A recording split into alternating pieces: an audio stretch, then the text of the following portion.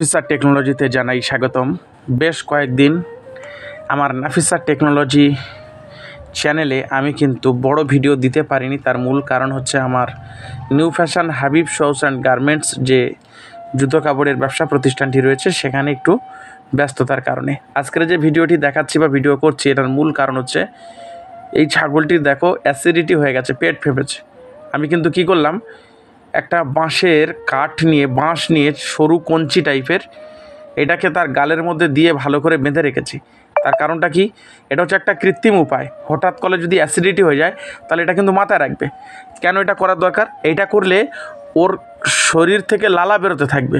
দেখো ওখানে মাটি আস্তে আস্তে ভিজে যাচ্ছে লালা পড়ে পড়ে, ওই লালার কিছুটা অংশ ওর পেটের মধ্যে চলে যাবে।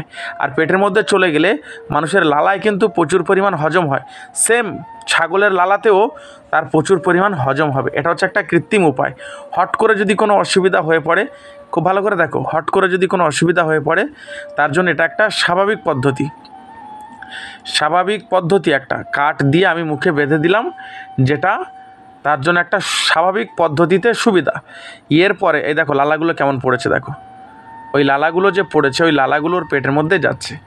এরপরে যদি না হয়, অনেকেই কমেন্ট করে যে ছাগলের পেট ফেপে গেলে কি করব। প্রাথমিক উপায়, যদি কাছে কোনো ওষুধ না থাকে তাহলে কিন্তু আদার রস খাইয়ে দেবে।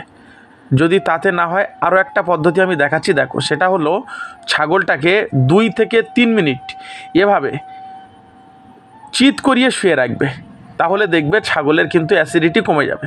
এগুলো কিন্তু আমি যা বলছি হঠাৎ প্রয়োজন হলে ডাক্তার কাছে যাওয়ার মতন পর্যায়ে নেই, ওষুধ আনার মতো লোক নেই, এমতো অবস্থা এটা কিন্তু খুব ভালো টোটকা। আমার বাড়িতে এমনভাবে করছি মানেই এটা দেখাচ্ছি। এই ছাগলটার কিন্তু পেট ফেঁপেছিল, আমি দেখাবো একটু পরে। আশা করছি এর অ্যাসিডিটি কমবে। এরপরে সবচেয়ে ভালো হয় জাইমোভেট আপনারা কিনে রাখবেন। জাইমোভেট সিরাপ আপনারা খাওয়াবেন, তাতে কী হবে, অনেক দ্রুত অ্যাসিডিটি কমে যাবে বা পেট ফাঁপা কমে যাবে।